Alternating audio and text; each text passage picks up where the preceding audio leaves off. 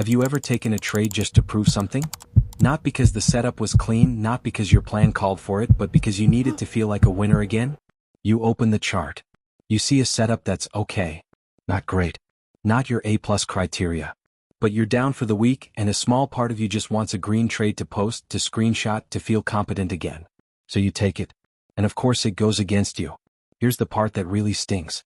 You knew before you clicked buy that it wasn't a real setup. You weren't trading the market. You were trading your own need to feel okay about yourself. This isn't bad analysis. This is approval seeking. And it's quietly wrecking accounts that would otherwise be profitable. By the end of this video, you'll understand exactly what's driving this behavior, and how to take trades for the right reason again. Here's what most traders don't realize. The trades that hurt you most aren't the ones where you're wrong about the market. They're the ones where you're right about the setup but wrong about why you took it. A study tracking discretionary traders found that a huge share of their worst-performing trades had nothing to do with their stated strategy. They were impulsive entries taken during emotionally charged moments, after losses, after long droughts, after watching someone else win. The traders weren't undisciplined people in general. They were disciplined people whose discipline collapsed under one specific condition: the need to feel validated. Sound familiar? If you've ever caught yourself taking a trade mainly because you wanted to feel like a real trader, again, you're not broken. You're human. And understanding why this happens is the first step to making it stop. Chapter 1: The scoreboard in your head. Let's start with an uncomfortable question. When you win a trade, who are you trying to prove something to? Is it the market? Or is it the version of you that doubted whether you'd ever make it? Is it that friend who said trading was a scam? Is it the old you, the one who blew their first account and swore they'd come back better? Every trader carries an invisible scoreboard. And for a lot of people, that scoreboard isn't tracking dollars. It's tracking self-worth. Research on performance psychology shows something interesting about people in high-stakes, skill-based domains. When their sense of identity becomes tightly linked to outcomes, their decision-making quality drops, even while their skill level stays the same. The skill doesn't disappear. The judgment does. This is why a trader can backtest a strategy with a 60% win rate, understand the math perfectly, and still feel devastated by a single loss. The math says this is normal. The scoreboard in their head says you failed. One trader described it like this: I wasn't upset about losing money. I was upset because losing made me feel like I wasn't good enough. That feeling is what made me take the next trade too fast. The market doesn't care about your scoreboard. But your scoreboard absolutely shapes how you trade. And until you separate "I lost a trade" from "I am a failure," every loss will cost you twice. Once in money and once in the bad decision that follows. Chapter 2: The Need to be Seen. We live in an era where every trader has an audience, even if that audience is just themselves on a journal app or a small group chat. Here's the trap. When part of your motivation for taking a trade is, "This will look good," you've already changed what kind of trader you are. A trade taken to be shown is fundamentally different from a trade taken to be right. One is about communication. The other is about probability.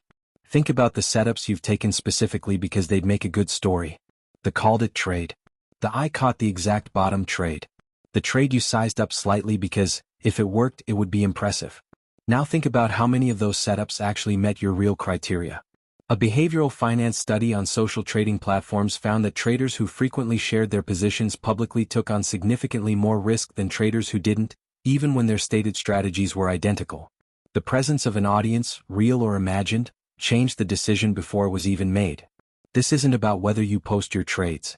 It's about whether part of your brain is trading for an audience that isn't even in the room. Because if it is, that audience is sitting in the chair next to you, quietly pushing the size slider up. Chapter 3: The Comeback Trade. There's a specific moment that gets more traders than almost anything else. It's not the loss itself. It's the trade right after a losing streak, the one that's supposed to fix everything. You can feel it building. 3 losses in a row. Your account is down. And there's this pressure, almost physical, to find a trade, any trade that proves you've still got it. This is the comeback trade. And it's almost never your best trade. It's your most desperate one. Here's why it happens. After a string of losses, your brain isn't just processing financial information anymore. It's processing a threat to your identity. Maybe I'm not actually good at this, is one of the most uncomfortable thoughts a trader can have, and the brain will do almost anything to avoid sitting with it. So instead of sitting with the discomfort, you act. You take a trade that doesn't quite meet your criteria, but it's close enough, and more importantly, it's available right now. Because what you actually need isn't a winning trade. It's relief from the discomfort of not knowing if you're good enough. One trader put it simply, "My worst trades were never about the chart. They were about needing the pain to stop." The professionals who break this pattern do something specific. After a losing streak, they don't ask, "What trade can fix this?" They ask, "What would someone who didn't need to prove anything right now do?" Usually the answer is, nothing. Wait. Let the next real setup come. Chapter 4, Borrowed Confidence. Here's a paradox. The trades where you feel the most confident are sometimes the ones you should trust the least. Why? Because confidence can come from two very different places. It can come from preparation, from a setup that matches your criteria, from a plan you've tested and trust. Or it can come from somewhere else entirely, from a recent win, from someone else's conviction, from a feeling of, "Everyone's talking about this one." That second kind of confidence isn't yours. It's borrowed. And borrowed confidence has to be repaid, usually at the worst possible moment. You've probably felt this. You see a setup that a trader you respect is excited about. Their conviction is contagious. You feel certain even though you haven't actually done your own analysis. You size in heavier than usual because this one feels different. Then it doesn't work and suddenly that confidence evaporates, and you're left holding a position you don't actually understand, in a market you didn't actually analyze, based on a feeling that was never really yours. The fix isn't to ignore other traders or stop learning from people you respect.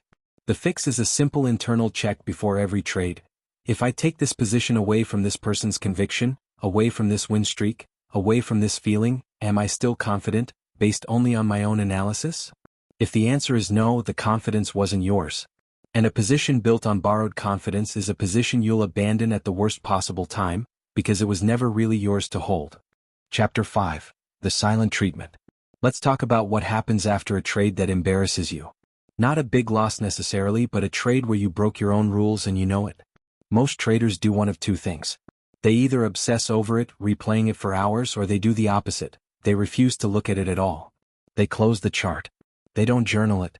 They move on like it didn't happen. That second response feels like moving on. It's actually avoidance, and avoidance is one of the quietest forms of self-sabotage there is. Here's why this matters. The trades you refuse to examine are the trades most likely to repeat. Not because you're not thinking about them, but because you're not thinking about them in a useful way. The lesson never gets extracted. It just gets buried where it sits until the exact same emotional conditions show up again, and pulls the same behavior out of you on autopilot. A trader who went through this described it well. 4 months I had this one type of trade that kept blowing up on me. I never journaled those ones because I was embarrassed. The day I finally wrote one down honestly, I realized I'd made the exact same mistake 11 times. 11. The discomfort of looking at your worst trades is real. But it's nothing compared to the cost of repeating them another 11 times because you were too uncomfortable to look. Chapter 6, Becoming Someone Who Doesn't Need It. Here's where this comes together. Every pattern in this video, the comeback trade, the borrowed confidence, the trade taken to be seen, the avoidance of your own mistakes, all of it comes from the same place. A part of you is trying to use trading to answer a question that trading was never designed to answer. Am I enough? The market cannot answer that question. It was never built to. It will give you money or take money, based on probability and price action, completely indifferent to what you need it to mean about you. The traders who get free from this don't do it by becoming more disciplined in the traditional sense. They do it by quietly removing trading from the job of validating them. They find that sense of enough somewhere else in their relationships, their other work, their own self-respect, so that trading can go back to being what it actually is, a probability-based business. When that shift happens, something interesting occurs. The comeback trade stops feeling necessary because you don't need a trade to feel okay. The borrowed confidence stops being tempting because you're not looking for external proof. And looking at your worst trades stops being threatening because they're not a verdict on your worth. They're just data. One trader summed it up, "I stopped needing trading to tell me I was smart. And the moment I stopped needing that, I started actually being better at it." You've just walked through the anatomy of the approval trap. The scoreboard in your head, the need to be seen, the comeback trade, borrowed confidence, and the silent treatment you give your worst mistakes. Here's what I want you to do. Think about your last few trades. Was there one you took partly because you wanted to feel a certain way, capable, smart, vindicated, rather than because it was simply the right trade? You don't need to post it. You don't need to explain it to anyone. Just notice it. Naming it quietly to yourself is enough to start loosening its grip. If this hit close to home, share it with someone who might need to hear it too. Because most traders are fighting this same quiet battle, and most of them think they're the only one. The market isn't where you prove you're enough. It's just where you practice making good decisions one trade at a time. I'll see you in the next one.